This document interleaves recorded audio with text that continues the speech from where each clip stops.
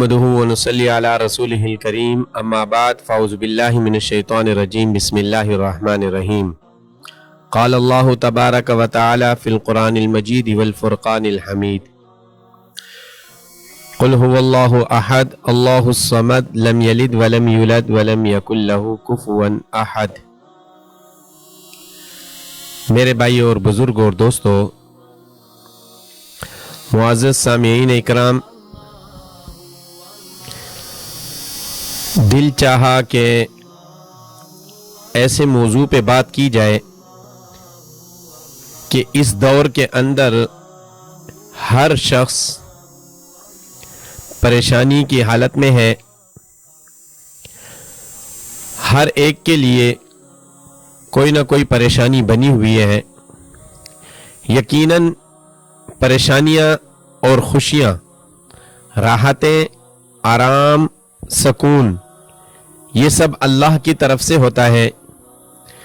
पर कुछ चीज़ें ऐसी हैं, कुछ आमाल ऐसे हैं, किरदार और अफ़आल ऐसे हैं कि इंसान के हाथ से, अमल से, चलने फिरने से, सोच से, कैफियत से, हालात के एतबार से इंसान उस जगह की तरफ पहुंच जाता है जहां नाफरमानियां होती हैं, बज़ाहिर उसको अच्छाइयां नजर आ रही होती हैं।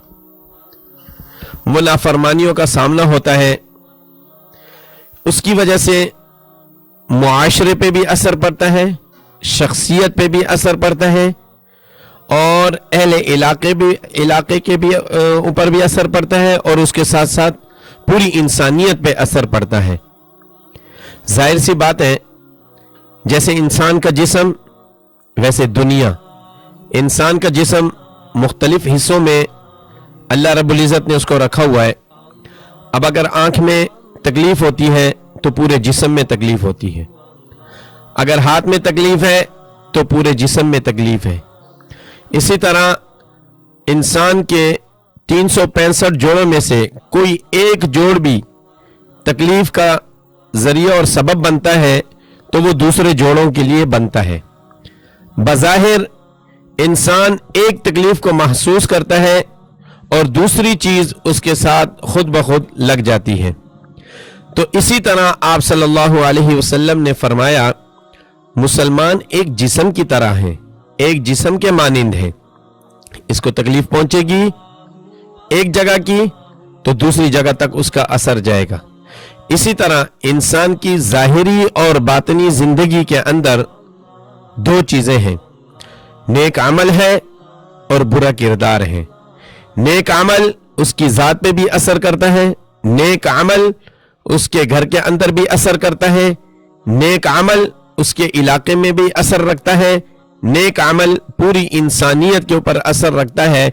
यहां तक कि पूरी इंसानियत का फैसला उसके अमल पर होता है।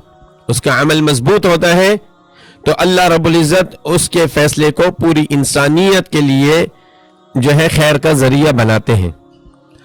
और बुरे अमल, बुरा किरदार, बुरे अफ़आल, ये जितनी चीजें हैं इनका असर बुराई पे असर करता है। बुराई इनसे जाहिर होती है। अब उसका इजहार वजूद के एतबार से है, घर के एतबार से है, मोहल्ले के एतबार से है और पूरी इंसानियत के एतबार से है। तो इन्हीं सारे वजूहात की वजह से हमारे अंदर कुछ काम ऐसे आ चुके हैं जो गुनाहों का जरिया और अल्लाह रब्बुल इज़्ज़त की तरफ से उसी के ऊपर फैसला, जिसकी वजह से इंसानियत आज तकलीफों में है, परेशानियों में है। और इसी तरह उसी का फैसला आज बेसकूनी है, सुकून नहीं है। सुकून अल्लाह रब्बुल इज़्ज़त ने रखा है अपने नाम में, सुकून अल्लाह रब्बुल इज़्ज़त ने रखा है अपने अहकामात में, सुकून अल्लाह रब्बुल इज़्ज़त ने रखा है अपने हुक्मों में। अगर वो हुक्म हमारे अंदर से गए तो इसकी मिसाल ऐसी है जैसे इंसान के जिस्म के अंदर से रूह निकल जाए, उसके बाद उसका जिस्म काम नहीं करता। तो रूह अल्लाह का हुक्म है, अब रूह निकल गई तो इंसान कुछ भी नहीं कर सकता। اسی طرح انسان کے اندر سے نکلنے والے اعمال نیک ہیں تو اثر اچھا ہوگا، برے ہیں تو اس کا اثر برا ہوگا۔ تو اس وقت ضرورت اس چیز کی ہے کہ سب سے پہلے ہم لوگ اللہ کی طرف متوجہ رہیں اور اللہ رب العزت کے احکامات کو پورا کرتے رہیں، اللہ رب العزت کے حکموں پہ اور آپ علیہ الصلاۃ والسلام کے مبارک طریقوں پر اپنی زندگی گزاریں۔ تو اس کے علاوہ ہمیں کامیابی کا کوئی راستہ نظر نہیں آتا۔ انسان اگر سوچے دنیا کے اعتبار سے نقشوں کو سوچے، دنیا کے اعتبار سے حالات کو دیکھے، دنیا کے اعتبار سے دنیا دار کو دیکھے، دنیا کے اعتبار سے مال کو دیکھے، اسباب کو دیکھے، تو انسان کہے کہ میں کامیاب ہو جاؤں گا۔ اس طرح کسی کو آج تک کامیابی نہیں ملی۔ اگر وہ کامیاب ہونے کی کوشش کرتا ہے تو وہ کامیاب نہیں ہوتا۔ بظاہر وہ لگ رہا ہے کہ میں کامیاب ہوں، لیکن وہ کامیاب نہیں ہوتا، وہ ناکام ہوتا ہے۔ کیوں؟ اس کے لیے جو چیزیں، جس چیز کی اس نے کوشش کی، جس چیز کے لیے وہ بھاگا، جس چیز کے لیے اس نے اپنے آپ کو لگایا، کھپایا، صبح سے شام تک اس نے اپنے آپ کو لگایا، وہ چیزیں وصول کرنے میں تو کامیابی کا ذریعہ نظر آتی ہے۔ بظاہر وہ وصول کرنے میں کامیابی کا ذریعہ نہیں ہے۔ وہ اس کے لیے اگر خیر کا ذریعہ ہے تو خیر بن کر رہتی ہے، اگر شر کا ذریعہ ہے تو اس کے لیے وبال بن کر آتی ہے، جس کی وجہ سے انسان کے اوپر ناکامی آتی ہے، جس کی وجہ سے انسان ناکامی کے راستوں کی طرف جاتا ہے، جس کی وجہ سے انسان کامیابی کی طرف نہیں جاتا۔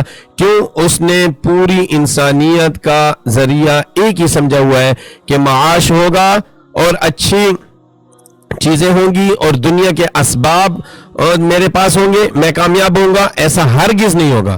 اللہ رب العزت نے سکون دین کے اندر رکھا ہے۔ اللہ رب العزت کی طرف متوجہ ہو کر رہنا چاہیے اور گناہوں سے توبہ کرنی چاہیے۔ اس کے ساتھ ساتھ اپنے لیے اور اپنے بچوں کے لیے اس چیز کو سوچے کہ جو میں کر رہا ہوں، آج میں کر رہا ہوں، کل میرے بچوں پہ بھی ایسا وقت آنے والا ہے۔ اگر وہ خود اچھے عمل کرے گا تو ایسے لوگ دنیا میں موجود ہیں، اللہ نے ان کی نسلوں کو نیکی کے طرف لگایا ہوا ہے۔ کیوں؟ یہ ان کے بڑوں کی سوچ تھی، اللہ رب العزت نے ان کو اس راستے پہ لگایا تھا۔ آج ان کے بچے اس راستے پہ ہیں تو یہ کامیابی کے راستے ہیں، اور جس کے لیے ناکامی کے راستے ہیں وہ زندگی گزار تو لیتا ہے، ناکام ہوتا ہے، پھر اس کا نتیجہ کیا ہوتا ہے؟ وہ دنیا میں بھی ناکام ہے، آخرت میں بھی ناکام ہے۔ اب اللہ رب العزت نے زندگی دی ہے، اب اس زندگی کو آپ اس طریقے سے گزاریں کہ ہم سے اللہ کا کوئی حکم نہ ٹوٹے اور آپ صلی اللہ علیہ وسلم کا کوئی طریقہ ہم سے نہ چھوٹے، نہ ٹوٹنے دینا ہے، نہ چھوڑنا ہے۔